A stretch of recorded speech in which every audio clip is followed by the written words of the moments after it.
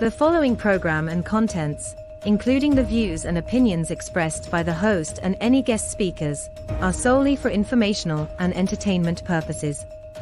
The views and opinions expressed are not endorsed or supported by Relmar McConnell Media Company, the X Zone Broadcast Network, their employees, affiliates, or advertisers. The host and guest speakers are solely responsible for their own perspectives, and their views do not reflect those of Relmar McConnell Media Company, the X Zone Broadcast Network, their employees, affiliates, or advertisers. The information provided in this program should not be considered as professional advice or as a substitute for professional consultation. Listeners and viewers are encouraged to form their own opinions and seek independent advice when necessary. Relmar McConnell Media Company, the X Zone Broadcast Network, their employees, affiliates, and advertisers hereby disclaim any liability for any claims, damages, or losses incurred as a result of the information presented in this program.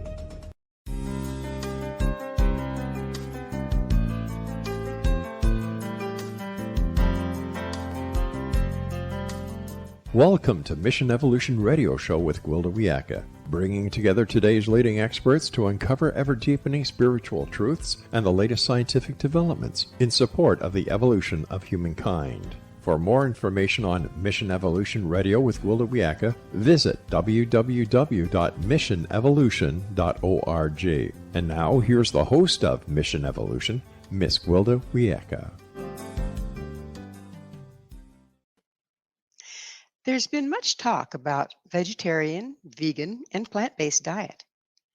Yet humans are considered omnivores and have been eating both animal and plant-based diets since the birth of the species. Is there any true advantage to becoming vegetarian or vegan? Or is it just a fad?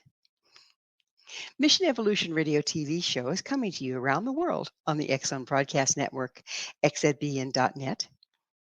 With us this hour to explore the value of plant-based cooking and eating is Jill Dalton. Jill is the host and creator of the Whole Food Plant-Based Cooking Show and co-author of Plant-Based Cooking Made Easy. Her website, plantbasedcookingshow.com. Jill, thanks so much for joining us on Mission Evolution. Thank you. I'm so glad to be here. This is a topic that's been around for quite a while, and there's a lot of debate on both sides of the coin. So we should have fun tossing it around a little bit today. So Jill, what's your educational background in nutrition? I really don't have an educational background in nutrition at all. I'm just going from personal experience and the experience of my husband and my two children. Okay. So why did you personally switch to a whole food plant-based diet? I think it was right before I was turning 40, and my husband was also turning 40, and we just started having all these weird health issues. Like I was having heart palpitations, and I was having regular migraines and headaches, and just overall not feeling well. Thinking, is this what 40's like? This is crazy. I've got a long life to live yet, and if it's going to be this achy and just miserable, I must be doing something wrong. And then my husband also got diagnosed with pre-diabetes, which was kind of a scary, we don't want to go down that road at all. So It was kind of a wake-up call. What have you folks been eating mostly until that time? We were kind of living off the land. We had a 10-acre sort of a farm. We had ducks and chickens and a sheep and a great big garden. So we were trying to live or eat as close to the land as possible, and all organic, grass-fed, all of that kind of stuff. But, we were just increasingly feeling worse and worse and gaining weight. So we're like, okay, maybe this isn't the answer. Well, it sounds like you're doing everything right, according to most people. Yeah, that's what we thought too. So what did you do first when you're getting ready to shift over? Where did you find your material? Where did you find the information? We read a book called Eat to Live by Dr. Joel Fuhrman. And Yes, it was I've had him on the just, show. Yeah, he's lovely. it just blew our mind, really. I mean, I think we just didn't know how bad off track we had gotten. And we read that book and we were like, wow, how did we not know this? And we just jumped in 100% right from the beginning. Did you have any healing crisis, if you will? I know a lot of people when they drastically change their diet, particularly if they're having, some symptoms, kind of go into a healing crisis where they feel worse before they feel better. Did you have any of Oh, that? not at all. I mean, I think it was that day really when we changed. And the first week, the first 2 weeks, we were just like, how can this be? We were feeling so good, feeling so light. The pounds were just melting off, and we weren't extravagant exercisers. We probably walked about 2 miles every day, and it wasn't like a hard, fast paced. We were just kind of strolling along. And so, yeah, we didn't go through any kind of like withdrawals or detox.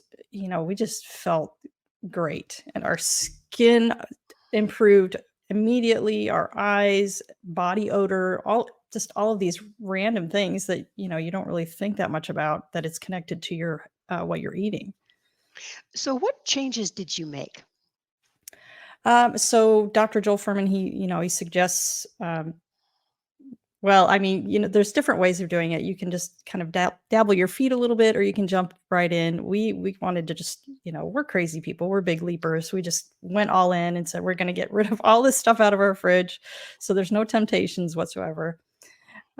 So yeah, we just started eating a lot more raw vegetables, salads, cooked vegetables, uh, front loading our meals. Like breakfast was our biggest meal of the day, of course, because that helps you stabilize your glucose for the rest of the day.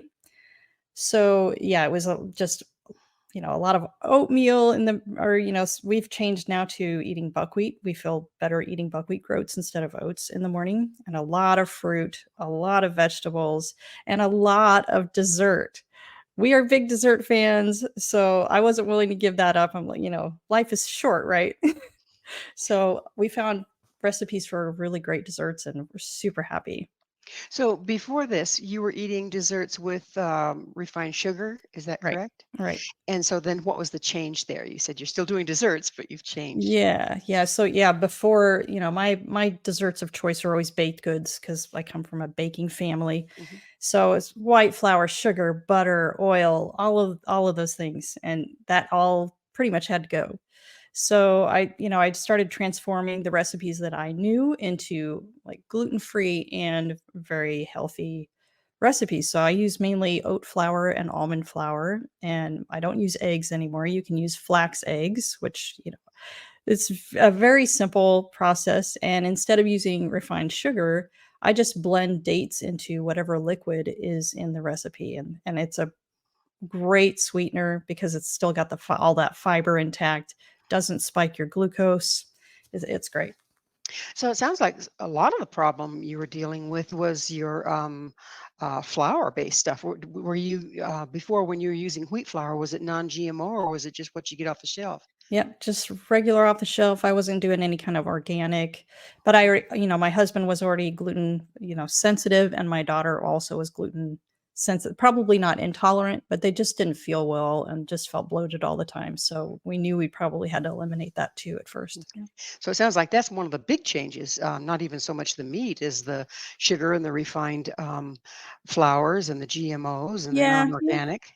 yeah. Because it's kind of in everything. But we were pretty big meat eaters. Our neighbor was running cattle on our land at that time, so we had to deal with him to let them graze, and we would get half a beef every year. So we were eating meat pretty much 3 times a day. So Did, how did he raise his cattle? Did he send them to a feedlot when it's nope, times to fatten them up before he butchered them, nope, or this how is did he do it? purely grass fed. We were living in New Zealand at that time, and they Mm, do a lot of grass fed kind of yeah, they've got the grass. yeah, they've got plenty of pasture land. So Right. yeah. Okay. So you were doing all the right things as far as the beef went, but it still wasn't working real well for Nope. you, Nope. apparently. Our Okay. cholesterol was high, everything. All Mm. the markers were bad. Bad, bad, bad, bad, bad. Yep. Okay. So why do you use the term whole food plant-based instead of vegan? Um, Vegan is great. I'm a huge believer and, a supporter of people going vegan, but that doesn't necessarily mean healthy. I mean, there's plenty of vegan junk food out there. About any food that you are in love with, there's a vegan alternative, like the Impossible Burger. Sure, they taste great, and it's, hard to believe that they're plant-based or vegan, but they're still full of a lot of oils and not saturated fats. And French fries and vegan ice cream, it's still loaded with sugar, loaded with salt, all that stuff. So it doesn't necessarily mean healthy. Whole food plant-based means, you're filling all of your meals with more fruits and vegetables, whole grains, and healthy proteins like beans and tofu. Are you paying attention to the GMO and the organic piece? Hmm. Absolutely. So, from what you're saying, a lot of people have this idea that if you go into a health food store and get it there, then you're doing good. But Yeah, get not that. always, not always. Yeah, you go into Whole Foods and there's plenty of junk food there too. Right, You right. So still have to be reading the careful. labels is huge, right? Absolutely, Yeah, absolutely. yeah. Okay. Humans are considered omnivores, and they've been eating both animals and plants since the birth of the species. Why would we need to change?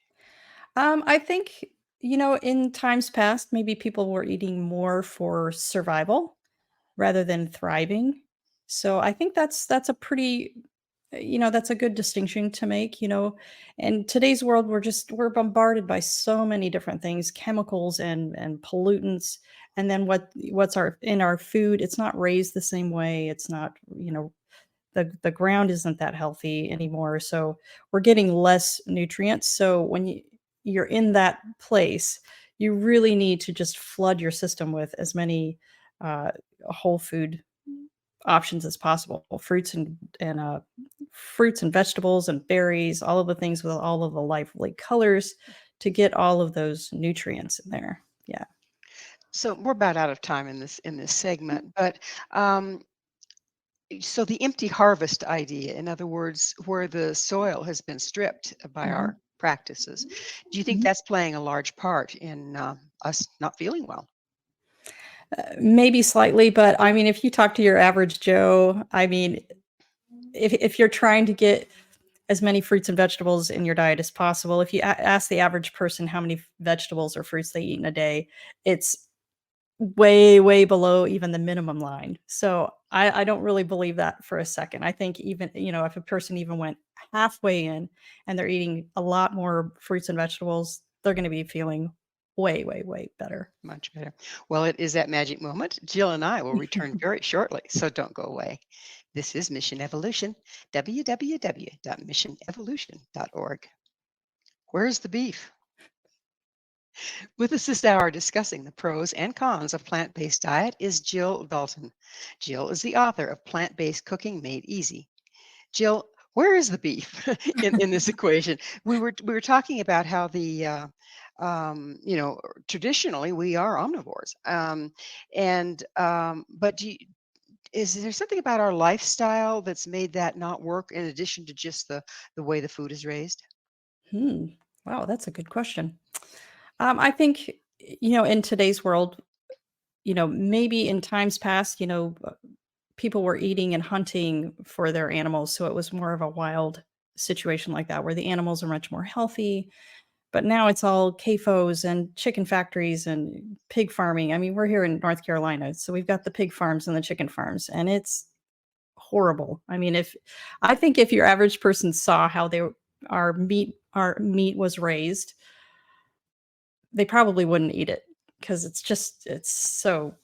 horrible. It's horrible. And we really don't need to be eating it because the way they're grown now also is for super fast growth, which means a lot of fat, and all the when a cook will tell you, you want a lot of marbling in the meat, that's a lot of cholesterol and fat that we don't need to be eating all of that. And how when they're in a CAFO, they're fattened up in the end by, they feed them a lot of corn, which cows should never be eating corn. So it's just, I mean, I'm also aware of the fact, that just because they're grass fed or organic it also doesn't mean that it's great for your body. It really isn't. We don't really need that anymore. Well, we have generations and generations and generations of Mhm. um, breeding the animals to produce more and not, instead of letting life Exactly. take care of it and then going out and harvesting um, in the season, elk or something that doesn't have all that much fat. So I can Right. certainly see how it's our practices more than or as much as what we're eating. Also, do you think that being fluent, we can eat what we want when we want and however much we want, has kind of distorted how we view food?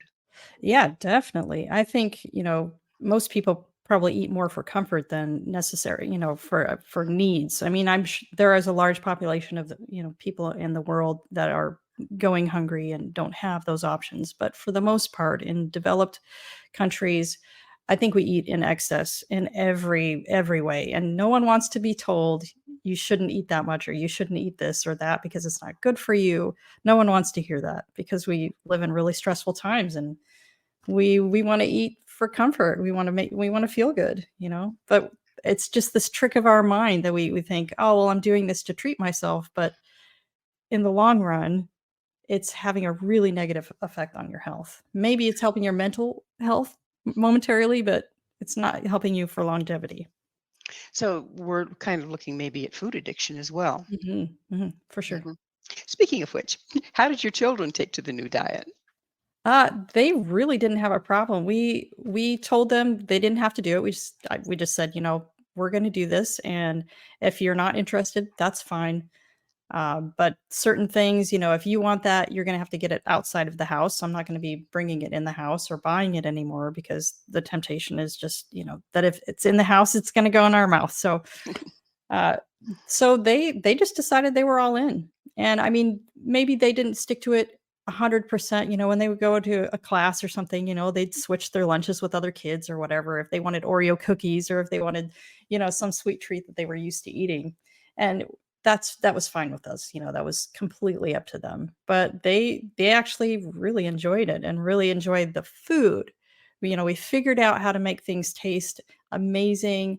And then, like the desserts in particular, when I would make those and we would eat a huge portion, we wouldn't have that crash and we wouldn't feel terrible a half an hour later. We actually felt energized and felt great and didn't have all that bloating or the sugar crash. So they were super happy because they could eat all of that they wanted.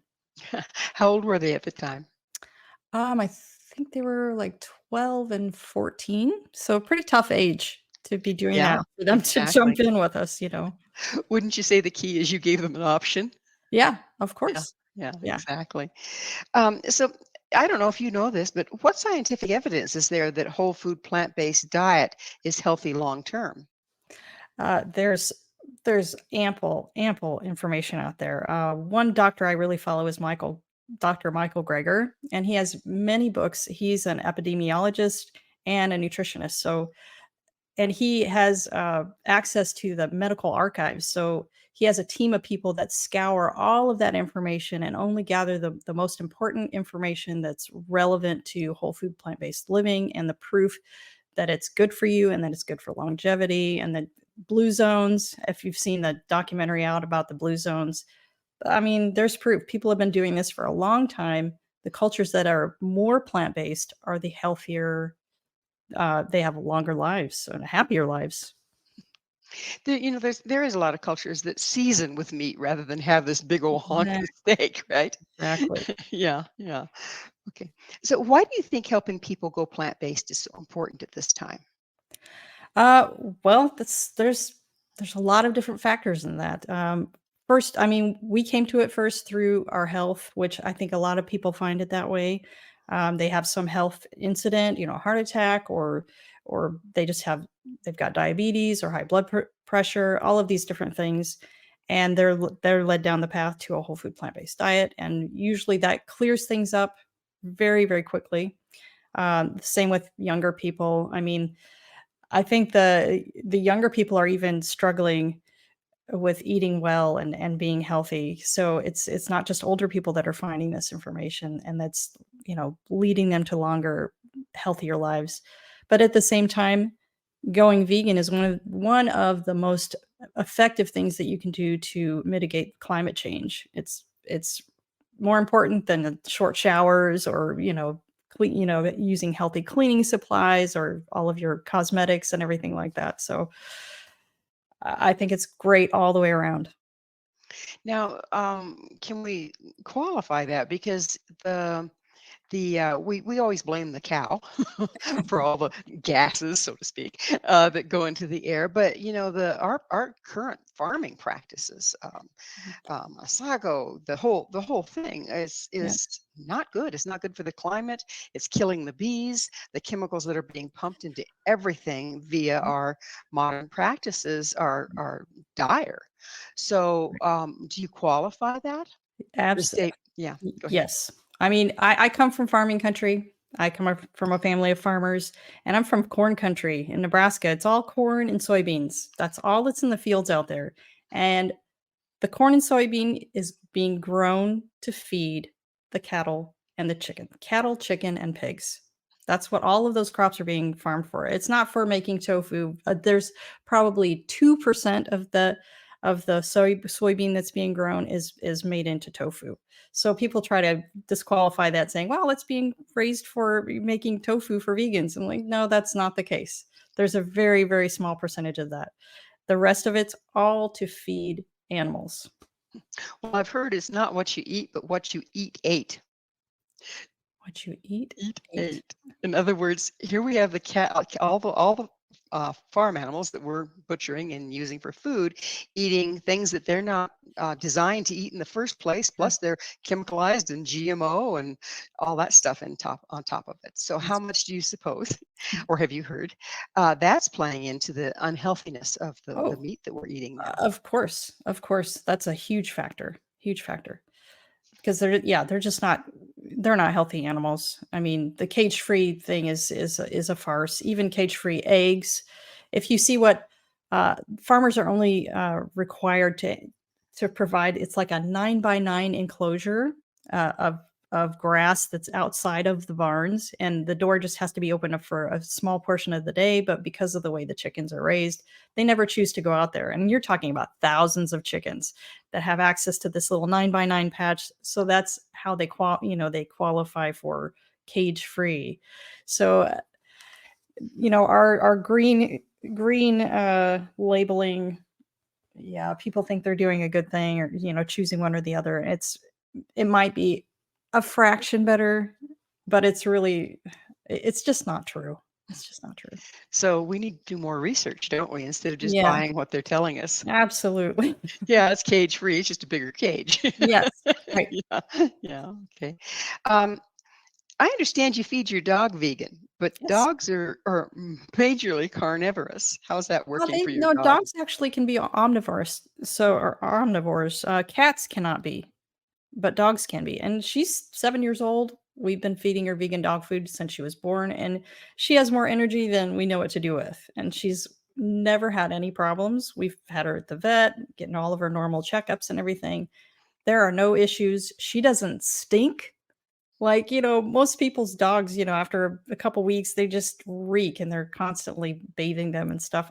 We probably bathe her about once a year. Mm, Honestly, she just doesn't smell. Yeah, I'm amazed that it's worked so well. yeah, it's amazing, isn't it? I know that a lot of your carnivores actually do eat vegetables because they get to go to the gut of their prey, and they need a certain amount of that for that reason. So I was wondering how it was working out, just going that direction. We're about out of time in this segment, but what breed dog is yours? She's a Carolina dog. A Carolina dog. I know. We'd never heard of it either, and she was a rescue dog, so we didn't know what Ah, she was in the beginning. We okay. just tracked it down, and yeah, Come to find it's an out. interesting breed. Interesting. So I wonder if the vegan would work across the board with all breeds or just better with some than others. It's Mm, always hard to tell, isn't it? mm. Well, it is that time that we need to take another station break. Jill and I will be right back to continue this discussion, so you stay right there. This is Mission Evolution, www.missionevolution.org. Is it the cow or the how? This is Mission Evolution, missionevolution.org. With us discussing the sustainability of our farming and ranching practices is Jill Dalton. Her website, plantbasedcookingshow.com. Jill, we had started to get into this topic a little bit, but I'd like to go into it a little further with you. We were talking about how the practices, the farming and the ranching practices are part of the dilemma here as far as our food being healthy. Do you think, or have you heard that there is a way to get around all the breeding and GMOing and all the stuff that they're doing to animals today? And if so, is it effective? No, I don't believe it at all. I think people in general, the numbers of people eating meat and the amounts of meat has been increasing steadily for many years, and the last couple years in particular, the levels have just skyrocketed. So it's a supply demand thing. There's no way to keep up for the demand with the demand for meat without using the CAFOs and stuff like that. It's just not sustainable at all. Yeah. And then how about the problems that we're having with all the chemicals that are put on the crops and the artificial fertilizers and the stripping of the soil? How does that play in with the plant-based Sure. diet? I think, farmers could definitely be doing better, using less harmful things. But overall, I mean, all of those crops are being fed, being used to feed meat, cattle, cows, pigs, uh, chickens. So if we just cut back or get rid of, if I mean, I would suggest a lot of people just go vegan or go plant-based, it'd be better for the world in general. But even just changing one meal a day makes a huge effect on the worldscape of, the effects of farming and the demand for the meat.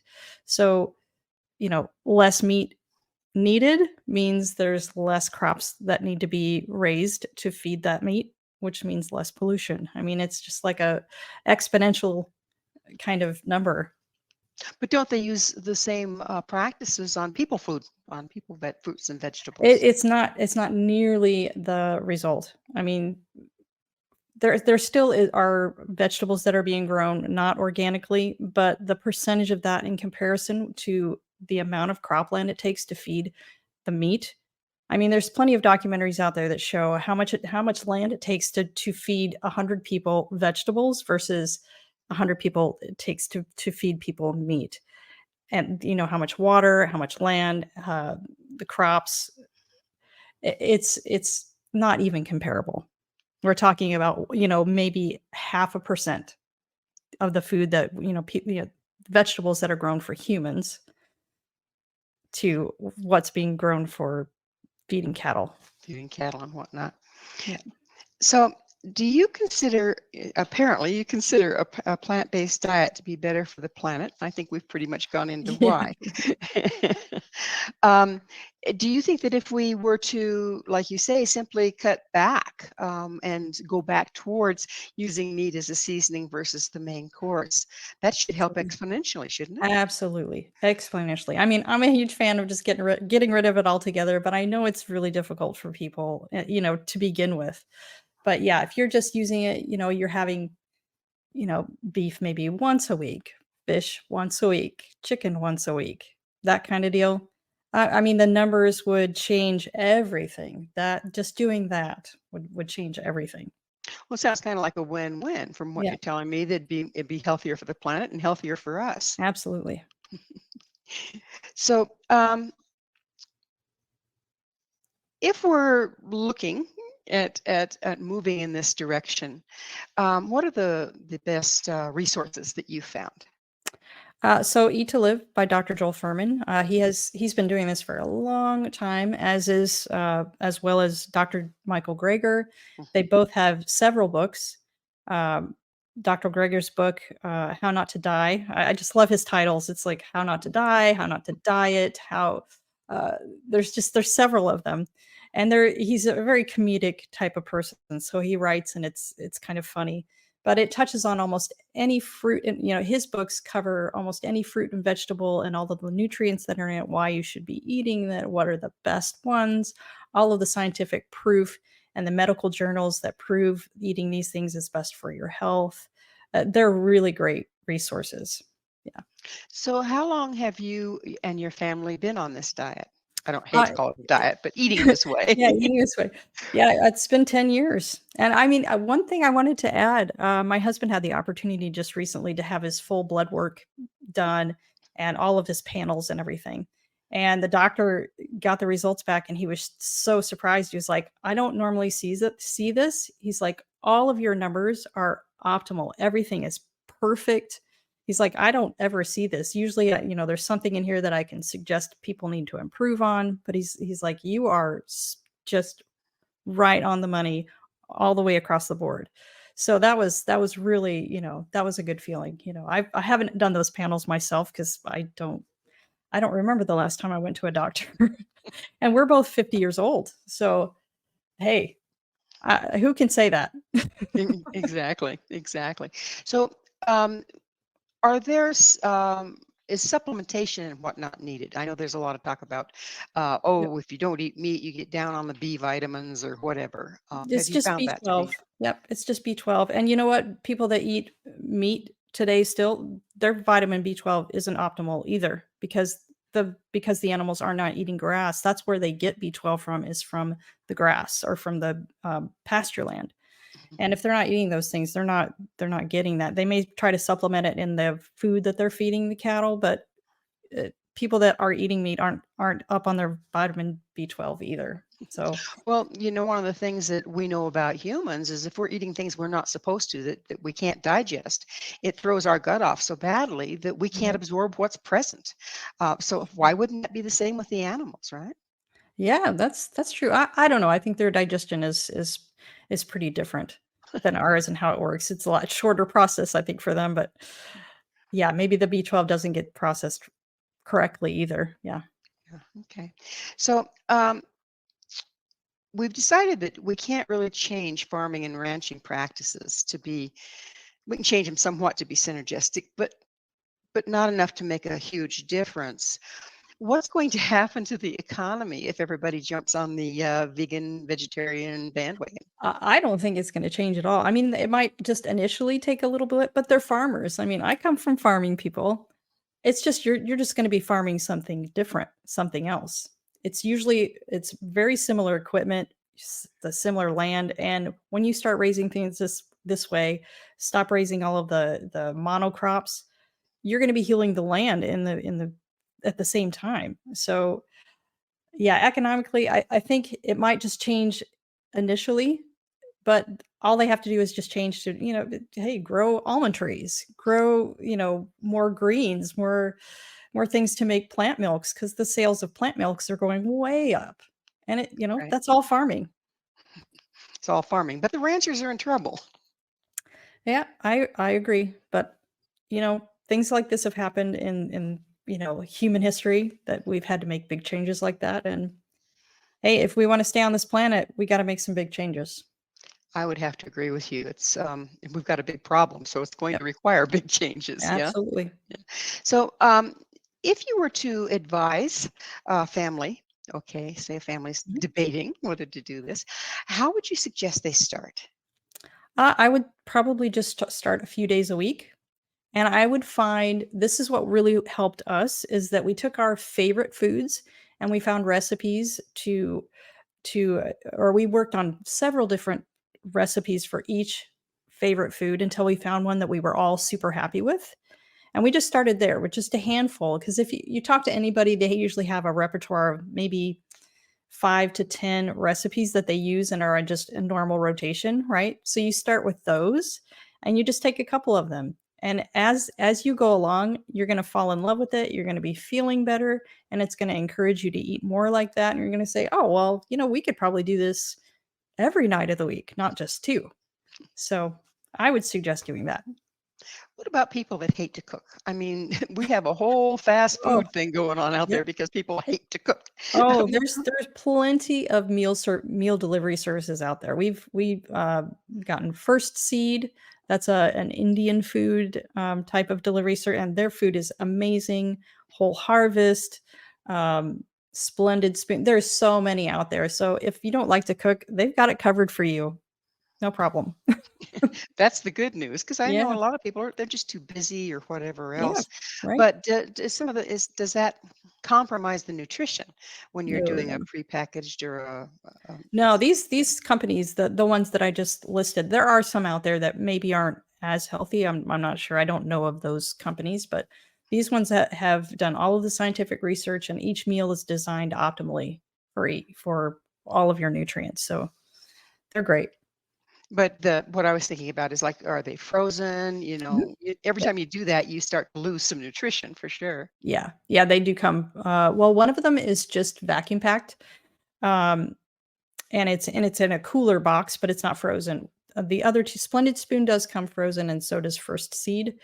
Um, but if you're comparing, apples to apples here, if you're trying to, base that on the frozen nutrition, like thawing it out, it's going to lose nutrients. From what you were eating before, if you're replacing it with this, it's still way healthier than what you were doing before. So those worries are very minimal. Got to start somewhere, right? That's right. Right. And if it doesn't fit with your lifestyle, you're not going to stick with it. Yeah. Right. you know. Right. Well, it is time for us to take another station identifier. Please stay with us as Jill and I continue to explore vegan versus omnivore. This is Mission Evolution, www.missionevolution.org. Eat your vegetables.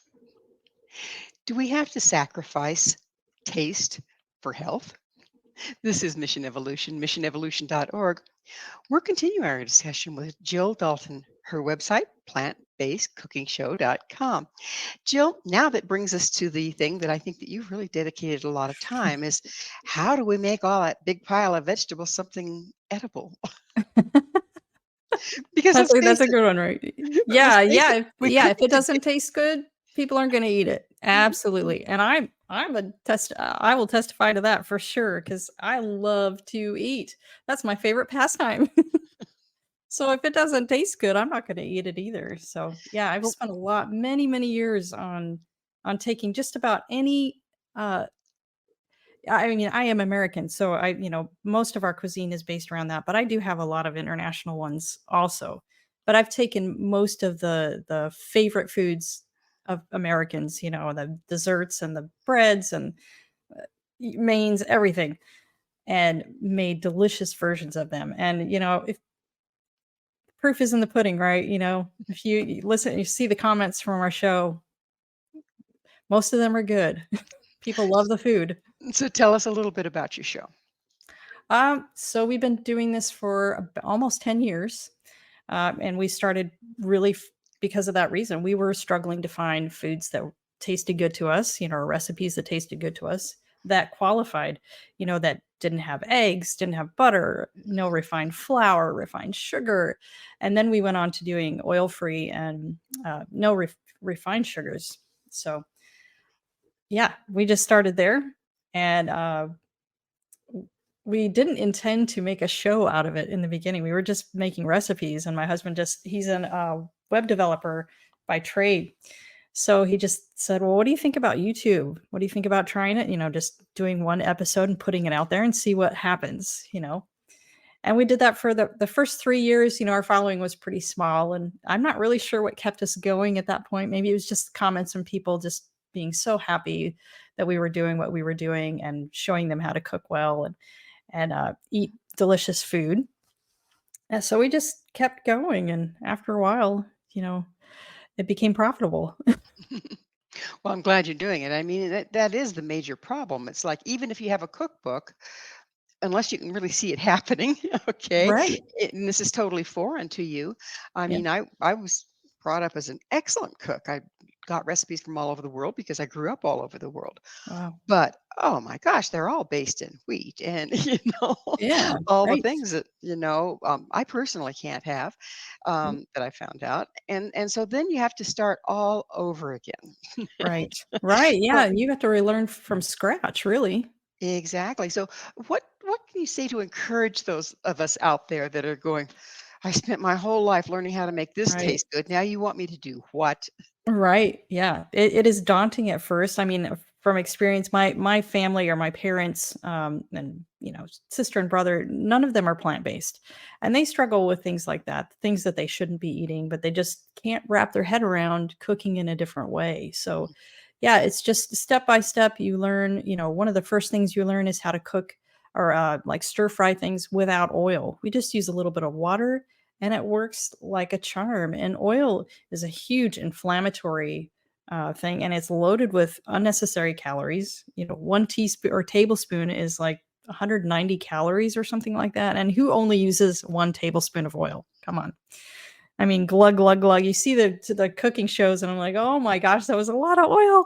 ah! But So there yeah, are it's certain, just like taking small steps and learning just different things. Salad dressings, being able to make a really tasty salad dressing, which I have tons of recipes for salad dressings, uh, is going to keep you eating those salads. If that salad dressing doesn't taste good, you're not going to want to eat a salad.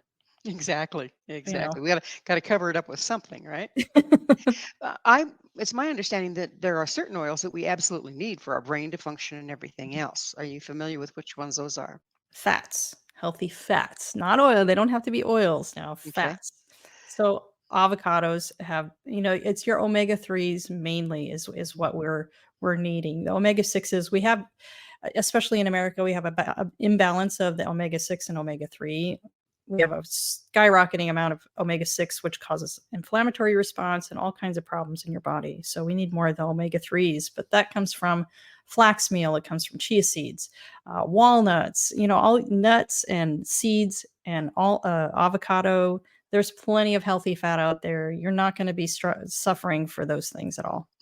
You just have to educate yourself, yes, Yes. Right. and don't trust the advertising to do That's it. right. Turn those commercials off. Turn them off. So, when you're starting to cook in this way, I mean, it isn't there a lot of trial and error and flops? Well, for me, yes. But that's what, I'm like, you know what? Come to me.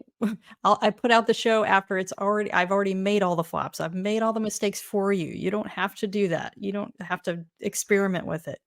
My recipes are tried and true. And I mean, there's plenty of other people that I know and trust their cooking also. So there's plenty of plant-based uh, cooks out there and chefs that have online presences and cookbooks. So there's plenty of people that have already done that work for you. You're not alone. You don't have to do it by yourself. This is the good news. Yeah. If you're moving towards the plant-based and you're starting to get frustrated at very best, okay, what do you have to say to people that'll keep them moving forward? Get yourself into some kind of community. There's plenty of, Facebook communities out there or Instagram or, even just locally. You can, look on the meetup sites. There's plenty of communities of people out there that are doing exactly what you're doing, struggling with the same exact things. They've been through it, and maybe you can do it together.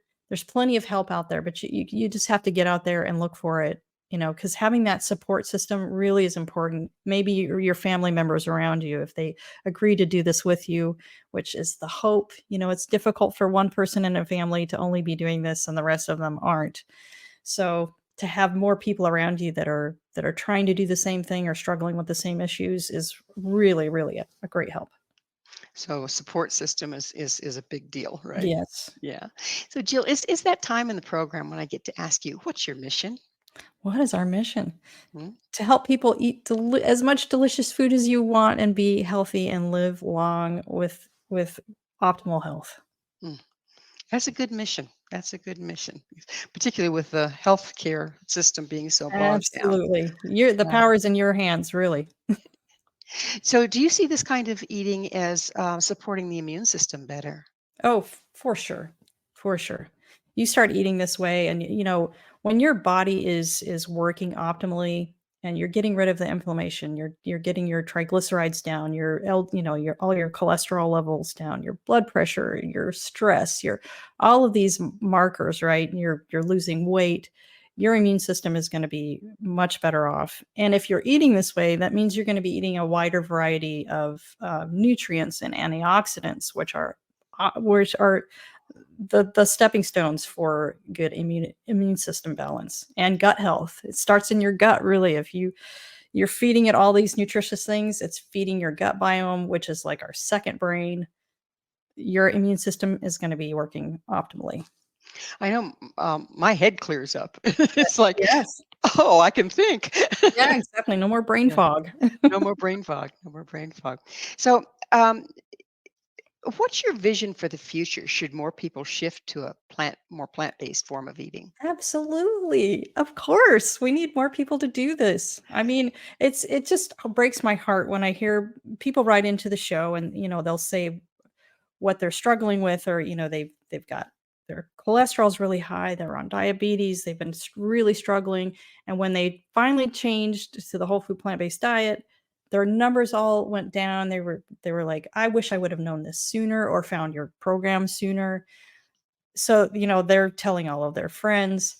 So it just breaks my heart that there's so many people out there that are really struggling with ill health, and they're depending on their doctors to tell them what to do. And the doctors really aren't well trained in, they only have, most doctors they only have like 3 credit hours worth of nutrition, and it's old information. So they can't even guide people well. So the more people that do this and then feel, see how good they feel, it just, that's a wonderful thing to me. No one should have to suffer because of the way they eat. And eating this way brings up a person's IQ, increases their health. So Yep. how's that going to impact the planet as a whole? I mean, will there be more creativity out there? Wouldn't that be Hey, that fun? would be great, right? A lot more smart people. That would be Yeah, great. that'd A be lot of more wonderful. problem solving, more effective problem solving. That'd be great. It'd be wonderful. So, Jill, what's the name of your show and how do people find it? Okay. It's the Whole Food Plant-Based Cooking Show. And the website is plantbasedcookingshow.com. And we have we're on Instagram, Facebook. But if you go to that website, it's got all of everything's there. It's all archived for us. Huh? Yep, it's all there. Fantastic. And then your book, you wrote, is it a Yep. recipe book? Yep, 2 cookbooks. Yep, Two volume 1 cookbooks. and volume 2. Plant-based cooking made easy And you can find those on your on the website. website. Yeah. Is it carried by Amazon and all that stuff too? The first book is on Amazon. We decided to self-publish our second one, so that's through Mascot, but you can order straight from our website. There, it's all super easy. Perfect. Well, it's that magic moment again, but this time we're totally out of time. Jill, thank you so much for coming on the show. Thank you. Thank you. Our guest this hour has been Jill Dalton. Jill is co-author of Plant-Based Cooking Made Easy. To find out more about Jill, where you can find her books and all she has to offer, visit her website, plantbasedcookingshow.com. This has been Mission Evolution with Gwilda Wiyaka. For more information or to enjoy past archived episodes, visit missionevolution.org. But please, be sure to join us right here next time as this show will continue to bring information, resources, and support to an evolving world.